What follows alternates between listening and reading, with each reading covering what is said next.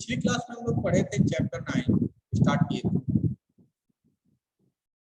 जिसमें हम लोग थोड़ा सा पढ़ चुके हैं। चैप्टर का नाम क्या है? वायवीय प्रणाली के अवयव, यानी कंपोनेंट्स ऑफ पिनोमेटिक सिस्टम। एक द्रवीय प्रणाली होता है, एक वायवीय प्रणाली होता है। द्रवीय प्रणाली में द्रव का उपयोग करते हैं और वायवीय प्रणाली में वायु का उपयोग करते हैं। तो द्रवीय प्रणाली चैप्टर 8 ऑलरेडी हम लोग पढ़ चुके हैं और आज पढ़ेंगे वायवीय प्रणाली यानी पिनोमेटिक सिस्टम। अब पिनोमेटिक सिस्टम के अंदर कौन कौन से कंपोनेंट यानी पार्ट्स लगे होते हैं उसको देखेंगे और उसको अच्छे से पढ़ेंगे। उसके पहले एक इंट्रोडक्शन देख लेते हैं थोड़ा सा वायवीय प्रणाली। देखिए वायवीय प्रणाली आपके सामने है। एक वायवीय प्रणाली कैसे होता है? वायवीय प्रणाली में पहला ये आपका है कंप्रेसर। कंप्रेसर को चलाने के लिए मोटर चाहिए, तो मोटर।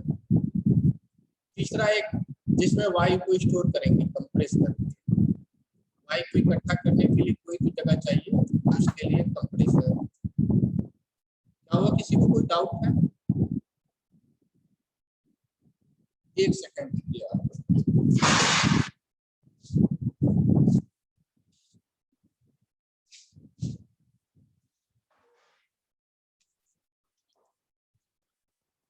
वायु प्रणाली के मूल अवयव दिख रहा होगा। पहला इसमें क्या है? कंप्रेसर, जो वायु को कंप्रेस करेगा। दूसरा है मोटर, जिस कंप्रेसर को चलाने के लिए मोटर से जोड़ देते हैं। देखिए यहाँ पे बेल्ट के पट्टे से जुड़ा हुआ है, यहाँ पे देखिए। तीसरा है टंकी यानी एयर रिसीवर, जिसमें वायु को इकट्ठा करेंगे। चौथा है प्रेशर स्विच। प्रेशर स्विच का काम होता है मोटर को चालू करना बंद करना। जैसे टंकी में हवा पर्याप्त भर गया तो प्रेशर स्विच क्या करेगा? मोटर को ऑटोमेटिक बंद कर देगा। टंकी खाली हो गई तो प्रेशर स्विच मोटर को चालू कर देगा, जिससे कंप्रेसर चलेगा और वायु को कंप्रेस करके इसमें भेजने का काम करेगा। ऐसे फिर पांचवा है ये आपका है रिलीफ वाल्व। यह रिलीफ वाल्व वैसे ही होता है जैसे कि आपके बॉयलर में होता है एक relief valve, pressure relief valve या रिलीफ वाल्व। इसका काम क्या होता है? जब दाब बहुत ज्यादा बढ़ जाएगा टंकी में तो यह फटे ना, उसके लिए यहाँ पे सेफ्टी वाल्व या प्रेशर रिलीफ वाल्व लगा देते हैं। उसके बाद आता है छठा नंबर होता है आपका, ये पानी निकालने के लिए होता है, ड्रेन होता है, जो पानी को क्या करेगा? बाहर निकाल देगा। हवा में नमी की मात्रा होती है, तो जब हवा को कंप्रेस करते हैं तो पानी के बूंदों के रूप में नीचे इकट्ठा होने लगता है। यहाँ पे बहुत ज्यादा नहीं होता, हल्का फुल्का होता है, उसको निकालते हैं। उसी को निकालने के लिए यहाँ पे आपका ड्रेन होता है, वाटर ड्रेन होता है या ऑटो ड्रेन होता है। सातवां नंबर होता है चेक वाल्व। चेक वाल्व का काम क्या होता है कि सिर्फ हवा को इस डायरेक्शन में जाने दे, वापस ना जाने दे। आठवां है प्रेशर गेज। ऑलरेडी हम लोग पढ़ चुके हैं, बस रिवीजन चल रहा है। आठवां है प्रेशर गेज, दाब मापने का, यानी दाब गेज है, या टंकी में हवा का कितना दाब है वह मापता रहेगा, ऑटोमेटिक मापता रहेगा। आपका नवा आता है ये आपका एयर ड्रायर होता है, यानी एयर को सुखाते हैं, इसमें जो नमी है उसको सुखाने का काम करता है। फिर 10वां होता है एयर फिल्टर, यानी वायु को फिल्टर करने का काम करता है।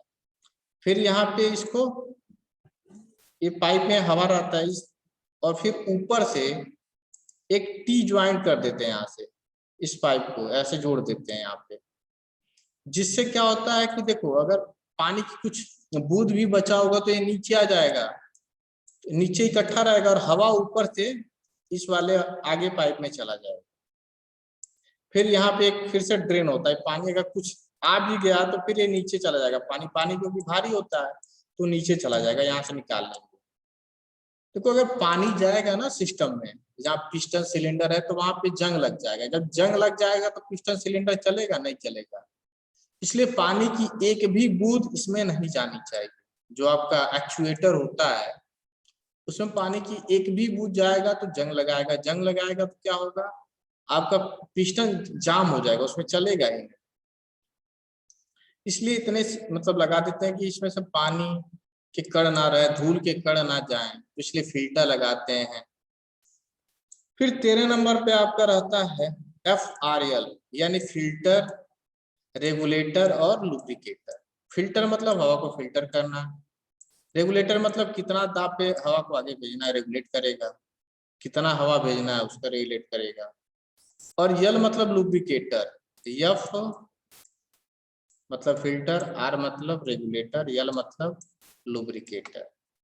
तो हवा में कुछ तेल मिला देते हैं, मोबिल, कुछ एक एक बूंद मिला देते हैं, जिससे कि जो हवा है उसमें तेल की मात्रा रहेगी, तो जब जैसे पिस्टन सिलेंडर में जाएगा तो वहां पे ग्रीसिंग कर देगा, तो इसलिए लुब्रिकेटर लगा देते हैं यहाँ पे। फिर ये है आपका कंट्रोल, कंट्रोल पैनल है जो हवा को कंट्रोल करेगा किस डायरेक्शन में जाएगा, इधर से जाएगा या इधर से जाएगा। ये आपका एक्चुएटर है, एक्चुएटर मतलब पिस्टन सिलेंडर मिला के जिसमें गति हो रहा है, यहीं पे हमें पिस्टन सिलेंडर गति करेगा, जिससे कि हमारा जो भी काम होगा यहाँ से होगा।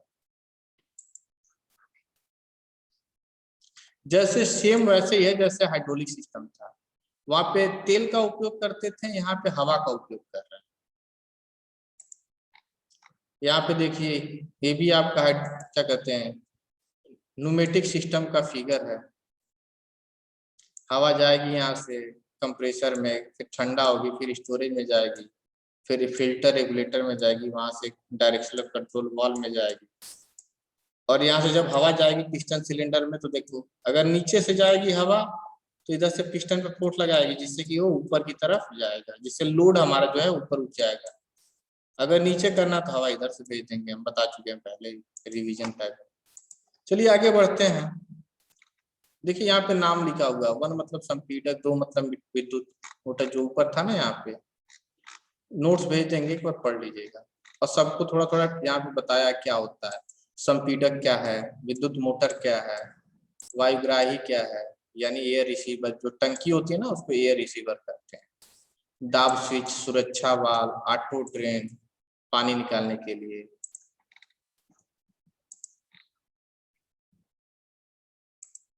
चेक वाल्व, दाब गेज, एयर ड्रायर बाइक को सुखाने के लिए, मतलब सब बता चुके हैं, बस उसी का नाम लिखा हो, नोट्स भेज देंगे, आप लोग पढ़ लीजिएगा एक बार।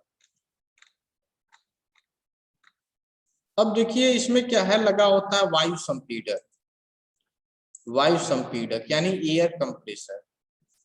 थर्मल में भी हम लोग पढ़े थे एयर कंप्रेसर, दोबारा एक बार रिवीजन टाइप का पढ़ लेते हैं। तो देखिए एयर कंप्रेसर क्या होता है, यह एक मशीन है या युक्ति है जो क्या करता है, वायु के दाब को बढ़ाने का काम करता है, यानी वायु निम्न दाब पर प्रवेश करेगी और उच्च दाब पर निकलेगी, यानी ये वायु के दाब को बढ़ा देगा। अगर मानो हवा एक दाब पे यहाँ से प्रवेश कर रही है, एक बार पे हवा प्रवेश कर रही है, तो जब संपीड़क में जाएगी तो उसके बाद इसका दाब बढ़ चुका होगा, 10 बार 5 बार ऐसे होता है, यानी दाब बढ़ जाता है। जैसे कि पंप पढ़े थे, पंप में भी पानी का दाब बढ़ जाता था, वैसे ही वायु संपीड़क है। वायु संपीड़क का 90% पंप की तरह ही काम करता है।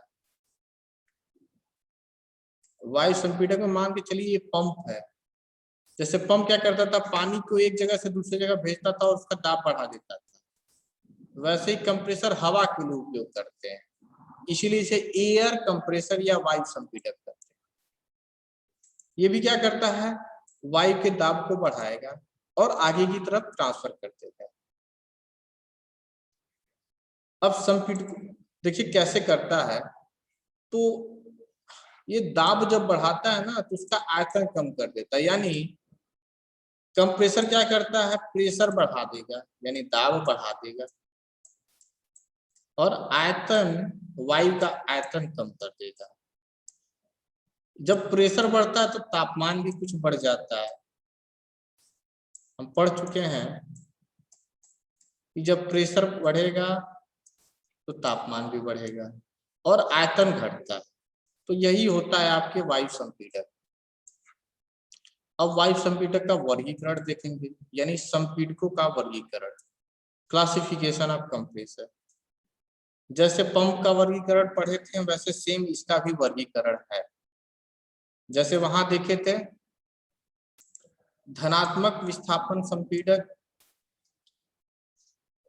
यहाँ पे धनात्मक विस्थापन संपीड़क है। पंप में क्या था? धनात्मक विस्थापन पंप था।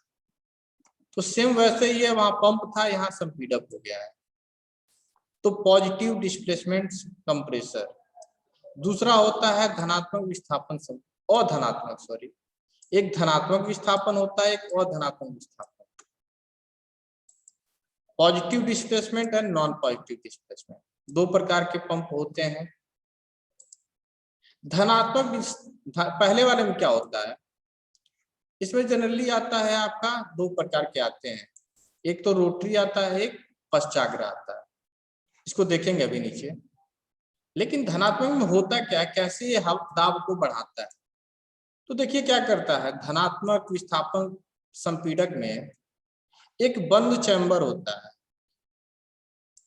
उसमें क्या होता है, वायु प्रवेश करता है और जो इसमें लगा होता है पिस्टन पंप, पिस्टन लगा रहेगा या वेन लगे होंगे, ब्लेड लगे होंगे, वो क्या करेगा, इसमें वायु के आयतन को घटाएगा, यानी आयतन को घटाता है और दाब को बढ़ा देगा। जैसे हम ऊपर देखे थे कि क्या करता है, धनात्मक विस्थापन संपीड़क आयतन को घटाएगा और दाब को बढ़ा। लेकिन अधनात्मक में क्या होता है, यह स्थिर प्रवाह संपीड़क होता है, यानी इसमें आयतन की मात्रा घटता नहीं है, आयतन घटता नहीं, बहुत कम घटता है, और प्रेशर लेकिन फिर भी बढ़ा दिया जाता है, इसीलिए इसे अधनात्मक कहते हैं। धनात्मक में क्या है, आयतन घटेगा पूरी तरह से और प्रेशर बढ़ जाएगा, वायु का दाब बढ़ा देंगे। अधनात्मक क्या है, इसमें जितना, देखिए यहाँ लिखा हुआ है, अधनात्मक विस्थापन संपीड़क को स्थिर प्रवाह संपीड़क कहते हैं, यानी 32 घंटे का वीडियो बनाया क्या?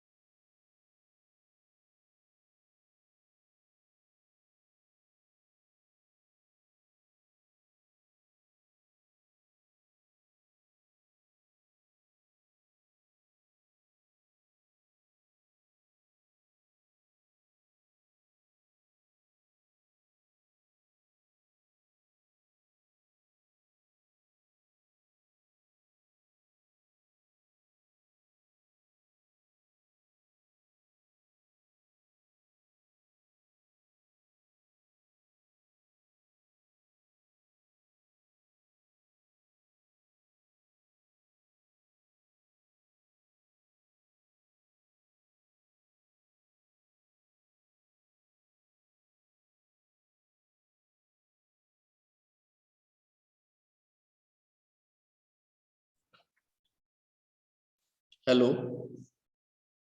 हेलो हेलो, आवाज आ रही है? तो चोरी सर आ गए थे थोड़ा, यस सर। आपके चोरी सर आ गए थे, कुछ काम था इस वजह से म्यूट करना पड़ा। चलिए आगे कंटिन्यू करते हैं। सर जी हाँ बताइए बाबू। चलिए आपसे बाद में बात करते हैं सर अकेले। ठीक है, बाद में कुछ बात काम है करेंगे। सर अब। ठीक है, जो भी काम होगा क्लास के बाद फोन कर सकते हैं, ठीक है। अब देखिए तो हम लोग पंप क्या कहते हैं, कंप्रेसर पढ़ रहे हैं। कंप्रेसर को पंप की तरह समझिए, अगर पंप आप पढ़े हैं तो कंप्रेसर तैयार हो जाए। कंप्रेसर में बस यही है कि हवा रहेगा और पंप में पानी या द्रव रहता है।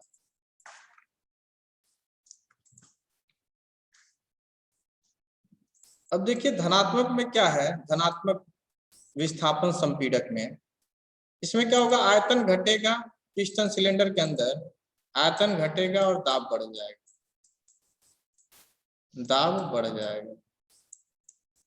और अधनात्मक में क्या था, ये स्थिर प्रवाह होता है, इसमें आयतन घटता बढ़ता नहीं है, जितना आयतन है उतना ही रहता है, लेकिन दाब बढ़ जाता है।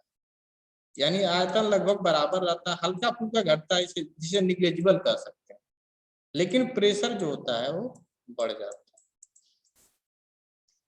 तो देखिए अधनात्मक के एग्जाम्पल कुछ है, वेन, इसमें क्या लिखा हुआ है, वेन या इम्पेल। देखिए इसमें जो दाब बढ़ता है वो वेन और इम्पेलर के बीच में बढ़ता है, अभी आगे देखेंगे। देखिए नीचे भी क्लासिफिकेशन दिया हुआ है। देखिए कंप्रेसर यानी संपीड़क, पहला पॉजिटिव डिस्प्लेसमेंट यानी धनात्मक विस्थापन संपीड़क, दूसरा है डायनामिक यानी जिसमें डायनामिक मोशन करेगा गति के कारण, टर्बो कंप्रेसर। जैसे पंप पढ़े थे ना दो प्रकार का, एक पॉजिटिव, हम लोग जनरली क्या होता है कि अधनात्मक विस्थापन पंप इसी डायनामिक वाले में कंसीडर कर लेते हैं। तो देखिए पॉजिटिव डिस्प्लेसमेंट हमारे सिलेबस में है तो इसको देखते हैं। ये हमारे सिलेबस में उतना नहीं है, हल्का फुल्का है, सेंट्रीफ्यूगल पंप बस है इसमें से, उसको पढ़ लेंगे। बाकी इसमें क्या है, पॉजिटिव डिस्प्लेसमेंट पंप दो प्रकार का होता है, पहला रेसिप्रोकेटिंग टाइप, रेसिप्रोकेटिंग टाइप जैसे पिस्टन सिलेंडर वाला पिस्टन कंप्रेसर, रोटरी टाइप यानी यही आपके सिलेबस में है, डायफ्राम कंप्रेसर भी आपके सिलेबस में, इन दोनों को पढ़ेंगे आगे। रोटरी टाइप में है ट्विन स्क्रू, स्क्रू पंप पढ़े थे ना, सेम स्क्रू पंप की तरह यहाँ पे स्क्रू कंप्रेसर है। रोटरी वेन पंप पढ़े थे भाई, वैसे ही same rate rotary vane compressor, अभी देखिएगा आगे समझ आएगा। ये दोनों आपके सिलेबस में नहीं है, आगे एक एक करके पढ़ते हैं जो आपके सिलेबस में है। देखिए कंप्रेसर का फिगर है, जनरली जो होता है रेसिप्रोकेटिंग कंप्रेसर ऐसे ही होता है, आपके लैब में भी है, थर्मल के लैब में ऐसे कंप्रेसर आप लोग अगर लैब किए होंगे तो आपको दिखा भी होगा। यह क्या है, आपका कंप्रेसर का फिगर है। ये कि पश्चाग या रेसिप्रोकेटिंग कंप्रेसर है, इसमें पिस्टन सिलेंडर रहेगा। देखो इसमें पिस्टन सिलेंडर यहाँ रहेगा और यहाँ क्रैंक शाफ्ट रहेगा, क्रैंक शाफ्ट को नचाने के लिए मोटर लगाया गया, देखिए मोटर है, और यहाँ से बेल्ट के द्वारा क्रैंक शाफ्ट को जोड़ दिया जाएगा। जब क्रैंक शाफ्ट नाचेगा ऐसे ऐसे तो पिस्टन भी ऊपर नीचे गति करेगा, अभी देखेंगे। नीचे देखिए यहाँ दाब गेज लगा हुआ है, यहाँ से पाइप लगा हुआ है जिधर से हवा निकालेंगे, इसमें लगा हुआ है, देखिए यहाँ पे भी फिल्टर लगा हुआ है, तो ऐसे है।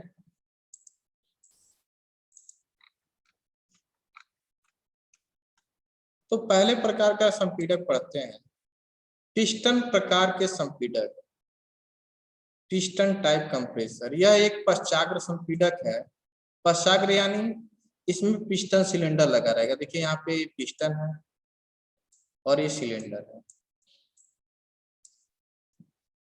इसमें पिस्टन जब ऊपर जाएगा तो हवा को कंप्रेस करेगा यानी दबाएगा, और जब नीचे आएगा तो हवा इसमें प्रवेश करेगी। देखते हैं कैसे। तो देखिए पिस्टन टाइप कंप्रेसर भी दो तीन प्रकार के होते हैं। पहला इसमें ये है एकल सिलेंडर संपीड़क यानी सिंगल सिलेंडर कंप्रेसर। यानी इस संपीडक में बस एक ही पिस्टन सिलेंडर रहेगा। देखिए लिखा हुआ सिंगल सिलेंडर, यानी एक सिलेंडर। इस संपीडक में सिर्फ एक सिलेंडर रहेगा और एक पिस्टन रहेगा। कैसे काम करेगा? जैसे हम लोग 4 स्ट्रोक 2 स्ट्रोक पढ़े थे ना, 4 stroke engine 2 stroke engine, same वैसे ही काम करेगा। कैसे? देखिए जब पिस्टन हमारे नीचे की तरफ गति करेगा, जैसे सक्शन स्ट्रोक पढ़ते थे, तो जब पिस्टन नीचे की तरफ जाता तो हवा इसमें सिलेंडर के अंदर आके भर जाता था। ये सक्शन स्ट्रोक हो गया पहला। दूसरा स्ट्रोक होता था कंप्रेशन, यानी दोनों वाल्व बंद रहता था और पिस्टन ऊपर की तरफ जाता था और हवा को दबाता था। हवा दबती थी, उसका आयतन कम होता था। क्या होता था? आयतन कम होता था और प्रेशर बढ़ जाता था और तापमान बढ़ जाता था। यहाँ पे प्रेशर क्या होगा? बढ़ जाएगा। लेकिन इसमें तीसरा स्ट्रोक नहीं आएगा, ना ही चौथा स्ट्रोक आएगा। बस 2 ही स्ट्रोक होते हैं, पहला सक्शन, दूसरा कंप्रेशन। कैसे? हवा पहला में सक हुआ, यानी हवा प्रवेश किया, दूसरे में कंप्रेस करेंगे। जैसे ही पिस्टन ऊपर पहुंचेगा, जैसे ही पिस्टन ऊपर पहुंचेगा, हवा कंप्रेस हुई रहेगी। एग्जॉस्ट वाल्व यानी ये सेकंड वाला वाल्व खोल देंगे और हवा जहां भी जाना होगा टंकी में या जहां भी भेजना होगा वहां चला जाएगा। यानी इसमें बस 2 स्ट्रोक होगा, पहला पिस्टन नीचे आएगा सक्शन स्ट्रोक, दूसरा कंप्रेशन स्ट्रोक। सक्शन में हवा अंदर आएगी और कंप्रेशन में हवा कंप्रेस भी होगी और लास्ट में अपने आप वाल्व खुल जाएगा और हवा बाहर चली जाएगी। अगर आप लोग को याद हो तो आप लोग अच्छे से पता होगा कि पिस्टन सिलेंडर में क्या क्या चीजें होती हैं। एक बार मैं और बता देता हूँ। देखिए यहाँ पे एक क्रैंक होता है। यह क्रैंक कैसे नाचता है? तो देखिए संपीडक के केस में यह क्रैंक मोटर के द्वारा जुड़ा होता है, मोटर से बेल्ट के द्वारा जोड़ देते हैं। तो यह क्रैंक जब आप नाचता है, क्रैंक शाफ्ट नाचता है तो यह क्रैंक नाचता है। क्रैंक नाचता है तो ये पिस्टन ऊपर नीचे पश्चाग्र गति करने लगता है। पिस्टन और क्रैंक को जोड़ने के लिए कनेक्टिंग रॉड लगाते हैं। अगर थोड़ा भी याद होगा तो आप लोग को पता होगा। देखिए सिलेंडर के बाहर फिन लगाते हैं। देखिए लिखा हुआ कूलिंग फिन। ये लोहे का पतला पतला दिखा देते हैं ऊपर।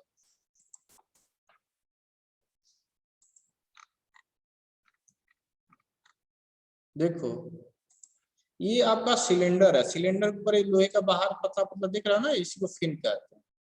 ये फिन है जो बाहर, जैसे आपके बाइक में भी ऐसे निकला होता है सिलेंडर के ऊपर। ये ठंडा करने का काम करता है, इसीलिए इसे कूलिंग फिन यानी ठंडा करने वाला फिन कहते हैं। इसी के अंदर पिस्टन रहेगा। सिलेंडर के अंदर पिस्टन मूव करेगा ऊपर नीचे। और देखिए यहाँ पे क्रैंक रहेगा जो कि ये मोटर से जुड़ा हुआ है। जैसे ही मोटर चालू करेंगे आपका बेल्ट नाचने लगेगा और आपकी शाफ्ट को नचाएगा। शाफ्ट नाचेगा तो पिस्टन ऊपर नीचे होगा, जिससे कि हवा कंप्रेस होगी। हवा कंप्रेस होकर इस टंकी में, नीचे जो टंकी दिख रहा है ना उसमें इकट्ठा होती रहेगी। टंकी बड़ी सी टंकी देख रहे हैं, इसमें इकट्ठा हो जाएगी हाई प्रेशर पे। और जहां जरूरत रहेगा यहाँ से, देखिए यहाँ पर लगा हुआ है पाइप का नॉब, वहां से खोल के उसको वहां भेज देंगे। इसमें क्या होता है, न्यूमेटिक सिस्टम में हवा को क्या करते हैं हम लोग, भेजते हैं जो दूसरा पिस्टन सिलेंडर लगा होता है, जिससे कि हमें मूवमेंट प्राप्त होता है, वहां भेजते हैं हाई प्रेशर पे।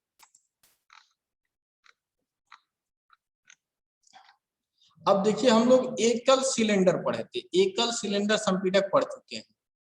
अब ऐसा ही एक और सिलेंडर इसके बगल में यहाँ और लगा दीजिए। यानी एक तो पहला हो गया सिलेंडर यहाँ पे, फिर एक और सिलेंडर लगा दीजिए। तो क्या होगा, जब पहला सिलेंडर यहां से हवा प्रवेश करेगी, इसको संपीडित करेंगे और आगे भेजेंगे, फिर इसी दूसरे वाले में भेज दीजिए यहाँ से ऐसे। फिर जब ये इसमें पिस्टन नीचे जाएगा तो हवा प्रवेश करेगा, नीचे जाएगा तो हवा प्रवेश करेगा, फिर इसको कंप्रेस करिए, यानी 2 बार कंप्रेस कर रहे हैं हवा, पहली बार यहाँ, दूसरी बार यहाँ। इसे कहते हैं डबल सिलेंडर संपीडक या देखिए बहुपद पिस्टन संपीडक, यानी मल्टी स्टेज पिस्टन कंप्रेसर होता है। मल्टी मतलब एक से ज्यादा। यहाँ पे मैं 2 का दिखा रहा हूँ, यहाँ पे देखिए 2 है। पहला हवा इसमें संपीड़ित होगा, फिर दूसरा वही हवा दोबारा इसमें भेजा जाए, तो हवा को 2 बार कर रहे हैं, तो एक क्या हो गया, डबल सिलेंडर कंप्रेसर हो गया। देखिए यहाँ पे सिंगल सिलेंडर कंप्रेसर था, अगर 2 लगा दिए तो डबल सिलेंडर हो गया, अगर 2 से ज्यादा लगा देंगे तो मल्टी सिलेंडर हो जाएगा। देखिए मल्टी बहुपद पिस्टन संपीडक, इसमें 2 से ज्यादा सिलेंडर है। कैसे, तो आइए देखते हैं। देखिए ये है आपका बहुपद। बहुपद मतलब अभी तो यहाँ 2 ही दिखाया गया है, इसमें 2 ही दिखाया गया है, एक और यहाँ पे बगल में लगा देंगे तो कैसे काम करता है।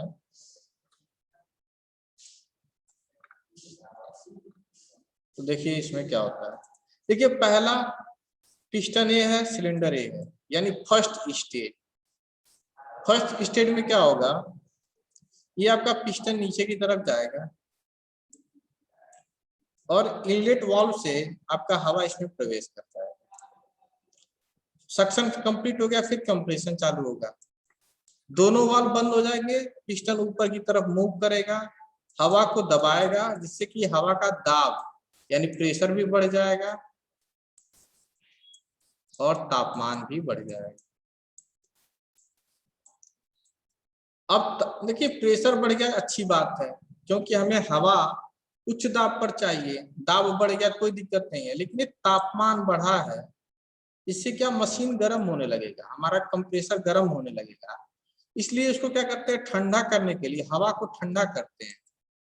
तो यहाँ से जो हवा निकलती है ना कंप्रेशन के बाद, उसको ठंडा करने के लिए इंटरकूलर लगा होता है, यानी एक ठंडा करने वाली जगह होती है जहाँ हवा ठंडी होती है। तो यहाँ पे हवा ठंडी होगी, फिर जो यहाँ से कंप्रेस हुआ था हवा, उसी को फिर यहाँ भेज देंगे दूसरे स्टेज में, यानी सेकेंड स्टेज हाई प्रेशर।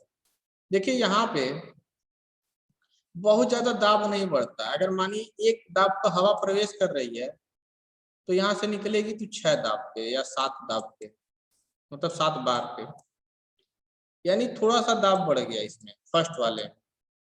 फिर जब सेकेंड में जाता है तो यहाँ दाब ज्यादा बढ़ जाता है, यहाँ पे जब जाएगा तो यहाँ से जब कंप्रेस होगा, जैसे सेम यहाँ हुआ था ना, सेम वैसे ही हवा जाएगी, सक्शन होगा, कंप्रेशन होगा, हवा फिर कंप्रेस होकर जब बाहर जाएगी तो यहाँ का वायु का दाब बहुत ज्यादा होता है, लगभग मान लो 35-40 तक पहुंच जाएगा, यानी हाई प्रेशर पे होता है। हवा को हम 2 बार कंप्रेस किए हैं, 2 बार पिस्टन सिलेंडर लगा के। ये फर्स्ट स्टेज हो गया, यानी लो प्रेशर, इसमें दाब बहुत ज्यादा नहीं रहेगा। सेकेंड स्टेज में फिर दोबारा कंप्रेशन करेंगे तो हवा का दाब बहुत ज्यादा हो जाता है। देखिए यहाँ लिखा हुआ ड्रिवन बाय मोटर। अब इसको चलाने के लिए मोटर से दोनों को जोड़ देते हैं, आखिर अपने आप तो चलेगा नहीं, पिस्टन को चलाने के लिए मोटर से जोड़ देते हैं। यहाँ पे एक कंप्रेसर का सिलेंडर है, इसमें 3 सिलेंडर लगे हुए हैं, 3 पद संपीडक, यानी 3 देखिए यहाँ पे, पहला पिस्टन सिलेंडर, दूसरा पिस्टन सिलेंडर, तीसरा पिस्टन सिलेंडर, ऐसे हम एक और लगा देंगे। देखिए ये कई स्टेज में इसलिए करते हैं कि वायु का दाब बहुत ज्यादा बढ़ गया। अगर मानो हवा एक बार पे प्रवेश कर रही है, पहले में ये पहला, इसमें हवा प्रवेश करी वातावरण से, फिर कंप्रेस होकर दूसरे में जाएगी, दूसरे में कंप्रेस होगी, फिर उसका दाब बढ़ेगा, फिर तीसरे में जाएगा, फिर वहां भी कंप्रेस होगा, यानी 3 बार कंप्रेस कर रहा है। और यहाँ से जो दाब निकलेगा ना, मतलब प्रेशर का दाब, मतलब वायु जो है वो बहुत ज्यादा दाब हो जाएगा उसका, यानी मानो 250 तक भी हो सकता है, 250, यानी उच्च दाब पर ये काम करता है। इसीलिए कहते हैं जो पश्चाग्र पिस्टन वाले होते हैं, पिस्टन या सिलेंडर या पश्चाग्र संपीड़क होते हैं या पश्चाग्र पंप भी हाई प्रेशर पे काम करते हैं। तो इसका उपयोग कहाँ किया जाएगा? जहां पे उच्च दाब जरूरत होगी, यानी बहुत ज्यादा दाब पे जरूरत होगी हवा की, वहां पे इसका उपयोग करेंगे। तो आपके एग्जाम में पूछ सकता है कि 3 पथ संपीड़क का उपयोग कहाँ करेंगे, निम्न दाब पे या उच्च दाब पर? तो आप क्या करेंगे, लिखेंगे उच्च दाब पर। ये भी पूछ सकता है कि जो पश्चाग्र संपीड़क है वो हाई प्रेशर के लिए उपयोग करते हैं या लो प्रेशर? तो याद रखिए हाई, जो पश्चाग्र है वो हमेशा हाई प्रेशर के लिए उपयोग करते हैं, यानी ये वायु के दाब को बहुत ज्यादा बढ़ा देता है हाई प्रेशर के लिए।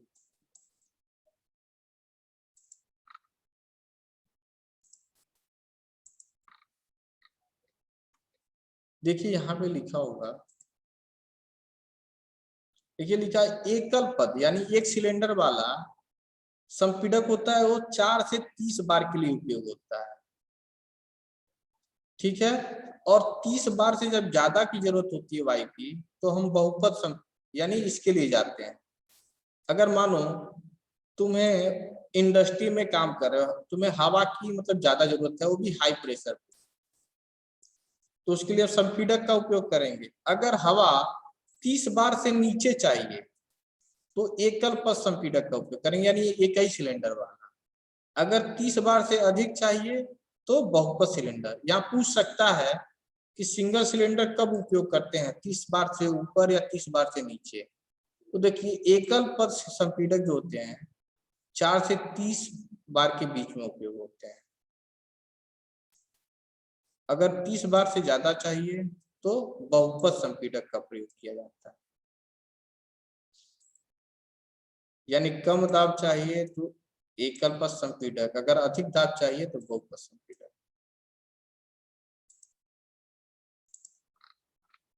अब देखिए हम देखते हैं जो पिस्टन सिलेंडर वाला संपीड़क पढ़ रहे थे उसका लाभ क्या है। पिस्टन प्रकार के संपीड़कों के लाभ, यानी advantage of piston type compressor. अभी तक किसी को कोई डाउट हो तो पूछ सकता है, हमारे पास 5 मिनट समय है। कोई डाउट है किसी को? कमलेश, चौरसिया, प्रियांशु, आरती, धर्मेंद्र? No sir. समझ आ रहा है? सेम पंप की तरह है, जैसे हम लोग पश्चाग्र पंप पढ़े थे, सेम वैसे ही है। उसमें भी पानी प्रवेश करता था, उसको फिर दबाते थे पिस्टन से, फिर ऊपर भेज देते थे, वैसे सेम वैसे ही है, थोड़ा सा अंतर है। अब इसके लाभ देखते हैं, लाभ क्या है पिस्टन प्रकार के संपीड़क। तो पिस्टन प्रकार के संपीड़क को हम पश्चाग्र संपीड़क भी कहते हैं, पश्चाग्र संपीड़क।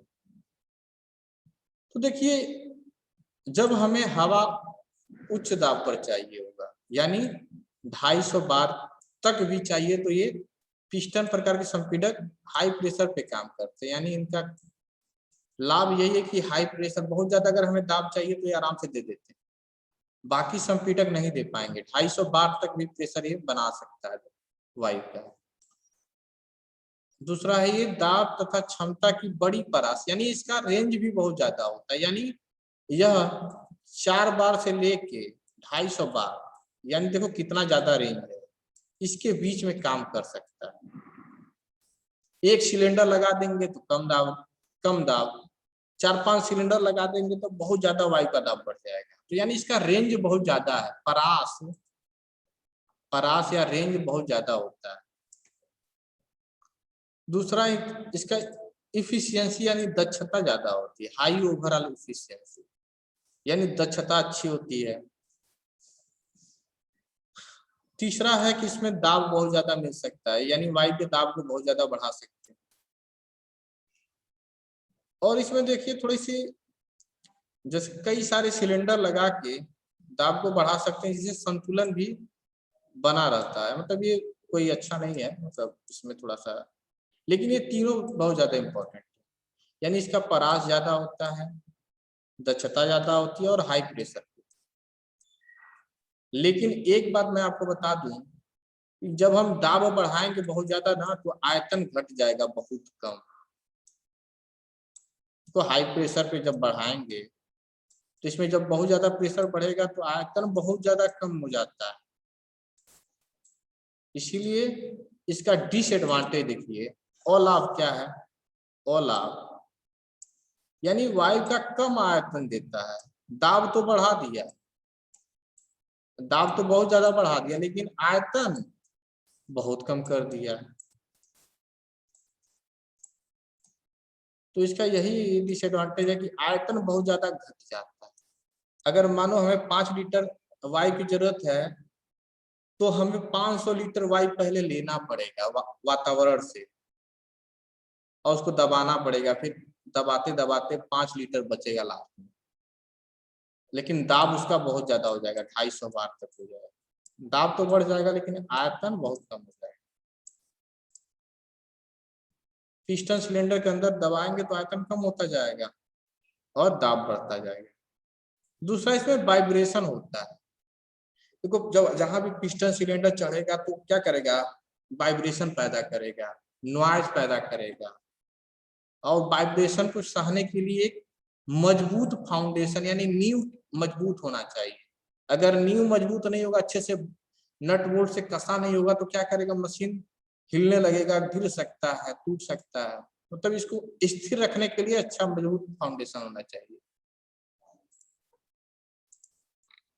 फिर दूसरा संपीड़क आएगा स्क्रू कंप्रेसर। जैसे स्क्रू पंप पढ़े थे ना, स्क्रू पंप, पंप में पढ़े थे स्क्रू पंप, वैसे ही यहाँ पे स्क्रू कंप्रेसर, जिसे ट्विन स्क्रू कंप्रेसर कहिए। क्यों ट्विन कहते हैं, क्योंकि यहाँ पे 2 आपके स्क्रू लगे होते हैं, एक ऊपर एक नीचे, इसीलिए इसको ट्विन या द्वि स्क्रू संपीड़क कहते हैं। देखिए कैसे होता है, देखिए हम लोग पढ़े थे ऐसे, स्क्रू पंप पढ़े थे कि नहीं, ऐसे सेम यही है स्क्रू, आपका स्क्रू संपीड़क। इसका फिगर हम भेज देंगे आपको, देखिए इसमें हवा प्रवेश करती है साइड से ऐसे, और इन ब्लेडों के बीच में क्या होता है, फंस के दबती जाती है, दबती जाती, दाब बढ़ता जाता है, और दाब बढ़ जाएगा उसके बाद इसको दूसरी तरफ भेज देंगे।